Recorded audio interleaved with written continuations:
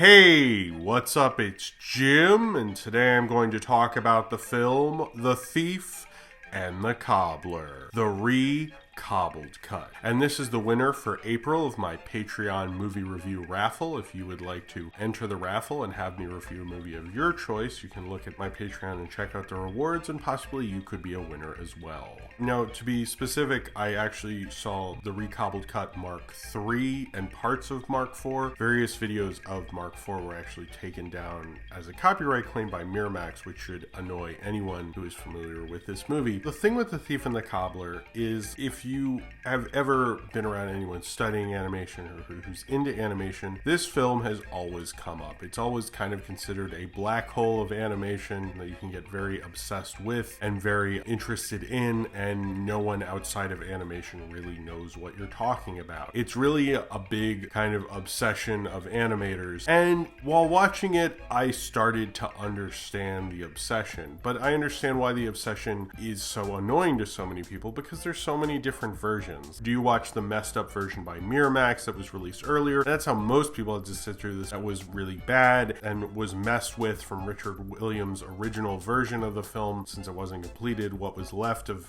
his version of the film and made into something else? Do you watch a weird bootleg from 1992 of a work in progress cut, or do you watch the recobbled edition? Which version of the recobbled edition do you watch? And then you just go, fuck it, let's just watch Shrek, and you're just like not seeing it. And I totally understand that, because that really turns people off when there isn't one version of a certain movie, because that's kind of how we view movies. When you look at DVDs, when you look at something in the theater, you're like, what's the version I need to see? And if people are like, there's lots of versions, your normal reaction is go fuck yourself. I'm not gonna do that. I'm just gonna watch this one movie and then I'm done with it, because that's a lot of investment. It's different when you love a movie and someone mentions a different cut and you're like, oh, absolutely, I'd love to see that version. But if you're going into something and people are like, there's all these different cuts, there's this whole story, and it's not actually finished the way the director intended it. So like, that's something that's always kind of hurt this film, especially because for a long time, the only versions you could see were through weird circles or through a version nobody told you to watch. But if you get into it, which obviously I am by reviewing this movie, is it worth it? Is it worth going into all those things and just admiring the animation, which everyone says Richard Williams directed so magnificently? Well, I'm here to tell you the animation is absolutely 100% worth it. It's glorious, it's amazing, it's beautiful, it's everything you'd expect for someone who's animating literally on ones for a production that probably shouldn't actually be animated on ones if you wanted to get it done. But Richard Williams didn't care about any of that. He wanted to make this epic, different, gigantic type animated film that no one had done before. And even in the various cuts, and even in the bastardized versions and all that stuff, you can tell that no one has ever attempted a film like The Thief and Cobbler before or since. A cobbler named Tack, while he is sleeping in his home, is then burgled by the thief, who is only known by the thief. And while the thief is trying to burgle him, one of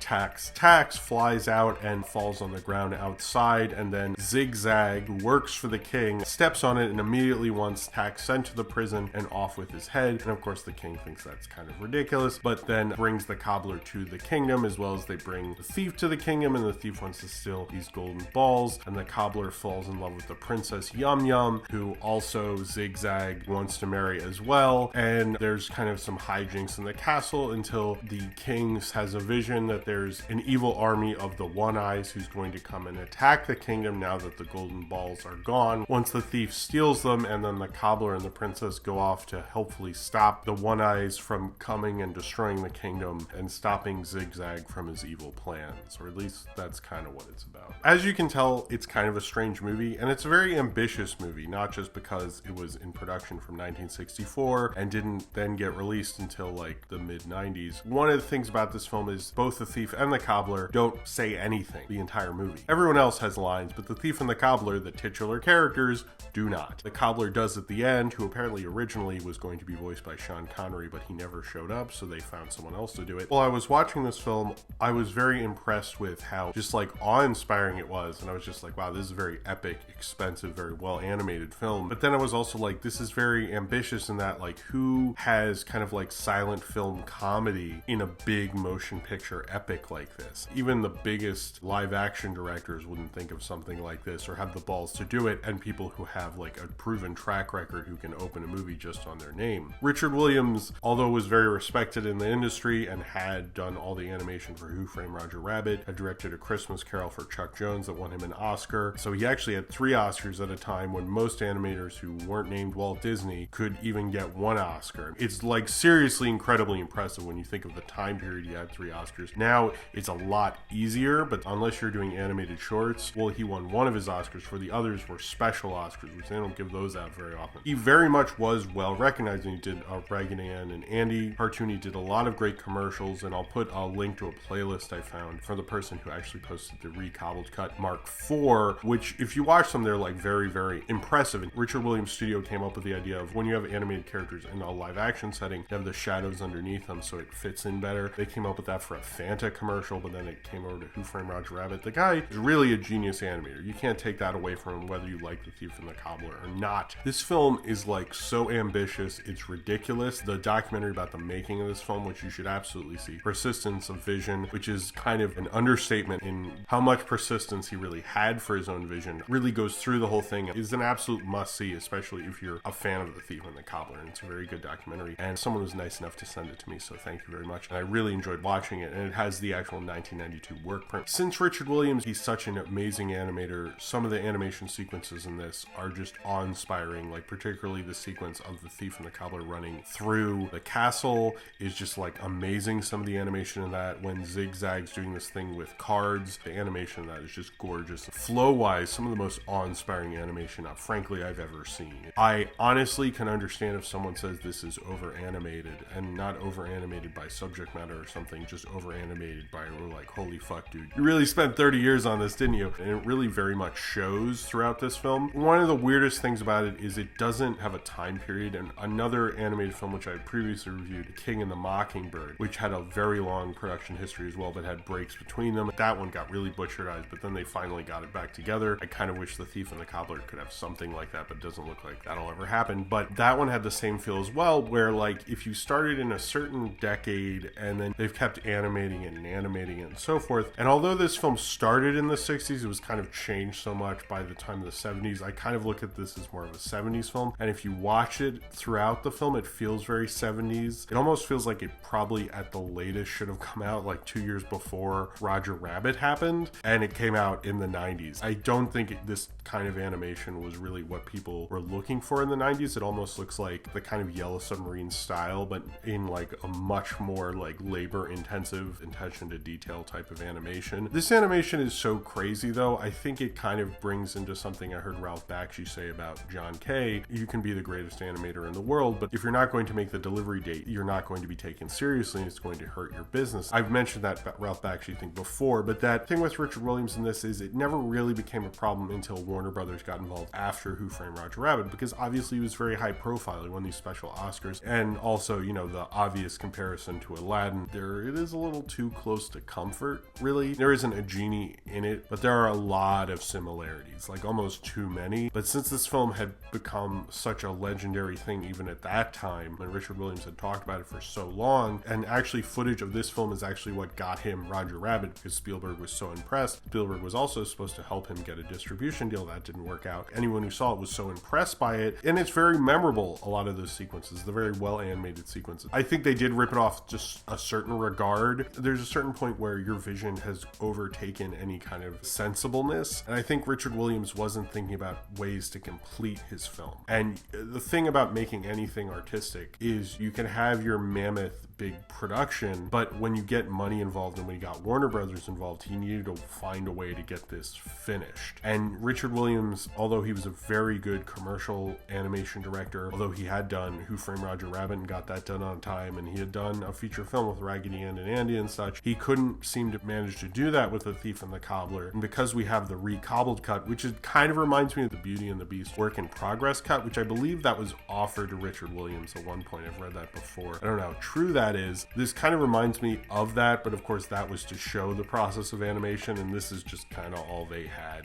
to complete a film. So it's a bit different recobbling something and trying to show the animation process. I just wish he had finished it and found a way to have that glorious, amazing animation spread out throughout the film. But like, certain sequences are some of the greatest animation I've ever seen, and some of the most beautiful animation. I don't know if it pushes the medium farther than any animated film ever. I know a lot of people say that, but I think hand-drawn wise, it's probably certainly up there with Disney's Pinocchio in terms of some of the greatest accomplished animation that anyone did in hand-drawn animation. I think it does deserve that place. I think it does deserve to be in the top 10, but you have to also say, well, they didn't actually finish it, and Pinocchio did, but they also didn't have as much money as Disney. So I think he really went and tried to make a mammoth film without having kind of the mammoth budget until the last bit of it, and he took too long to do it, unfortunately. I think Warner Brothers probably should have had a little more patience with him. I think maybe they should have given him more time, but they did give him a lot of time. It didn't work out. It's also like very uncommercial. You have these characters who aren't talking, all these weird backgrounds that look like they're from the late 60s, early 70s. You have all this like strange stuff going on. It's like, I'm sure they're like, this thing is getting more and more expensive, and how are we going to sell this to kids? Because that's like mainly who I think they wanted to sell it to. I don't know if there was a place for even the finished film. I don't know if there ever is a place for it. Maybe that's why it's entered in such a black hole of just for people who love animation and animators themselves to be interested in this film. Because where are you going to go with it? The Thief and the Cobbler is a really interesting, really amazing movie, but there's no place to take it. There's no place, I don't think, a mainstream audience or someone who doesn't like animation would even be interested in it, and trying to make it be that is kind of what happened with that Miramax nonsense. I guess it's Miramax's fault they released it, but the Bond company had to complete it. The guy who made that version didn't really want to do it, but apparently he didn't want it to go to an even worse animator, which I guess is okay. You know, I didn't see that version, so I can't speak on it, so I'm not going to really. I love that Vincent Price is in it, certainly. I think he's a great voice actor. I think he recorded this in the 70s, and it sounds like he did, and I just love hearing Vincent Price, frankly. While watching this film and reading about all the various recobbled cuts, it kind of reminds me of Metropolis, in that the version I saw of Metropolis in the 90s, the first time I saw Metropolis, it's a very different version of Metropolis than you'll probably see now. And it's probably a different version than the people who saw it with like 80s pop music. Sometimes that happens to various films. But with The Thief and the Cobbler, it is kind of interesting that people have commented that like they have to watch the various cuts and various things. And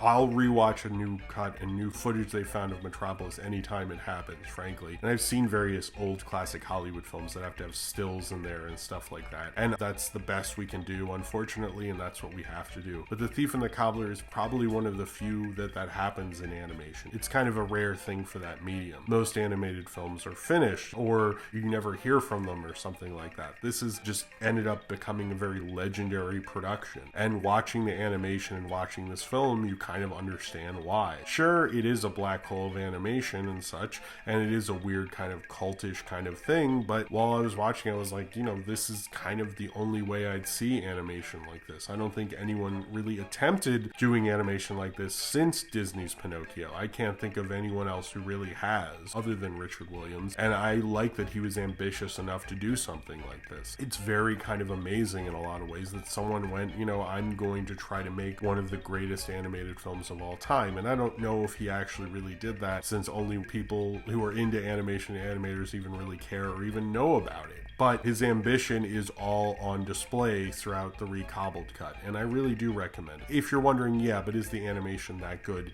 Fuck yes, it is absolutely that good. I don't think the story really works, but it's not a finished motion picture. The Thief I like, but I don't know if having the Thief and the Cobbler was necessarily the greatest idea. I kind of wish they had just focused more on the Cobbler storyline, but I still like the Thief, and I like how well they had kind of like more silent film type performances in this film. You don't see that a lot in modern day cinema, especially animation cinema, done as well as it was in The Thief and the Cobbler. It has a lot of different kind of ideas going throughout. It has a very 60s, 70s sensibility throughout it. It has a very surreal kind of fantasy thing. It is almost like Ralph Bakshi, if Ralph Bakshi cared a lot less about making that delivery date and cared even more about that animation. It reminds me of classic Disney. It reminds me of tripped out, more adult animation. It reminds me of silent comedy. It reminds me of a lot of things. There's only certain films where I'm like, it's such a crazy experience of a movie that it works out somehow. This is semi that, but it's so crazy to watch all these different styles collide in on one another, have all this crazy great animation in this weird recobbled cut where you're getting storyboards and pencil tests and very beautiful finished animation, all this together. It's just really a one-of-a-kind type of animated film, And I think for that, it's a beautiful thing to watch. It's sad Richard Williams never got to make this amazing, beautiful animated film. I don't know if it really would have been this huge hit, honestly, but I think all the animators and animation fans would have loved it if he had finished it. But he hasn't finished it, so we'll never really know what could have been, but it's nice to know what he had done and be able to witness that and stand in awe at it. It's an interesting, odd note in film history that never became the legend that Richard Williams wanted it to. And I do think that's a very sad thing, and I wish this film could have become the mammoth, behemoth kind of animated artistic statement it could have been, but you can still appreciate all of that from the recobbled cut and imagine what really could have been. So if you have seen The Thief and the Cobbler, the recobbled cut, and you would like to talk about it, then comment below in the comments and subscribe if you would like to. And if you would like to enter the movie review raffle, then please check out my Patreon. The link will be below in the description. Thank you very much for watching, and I hope to see you next time.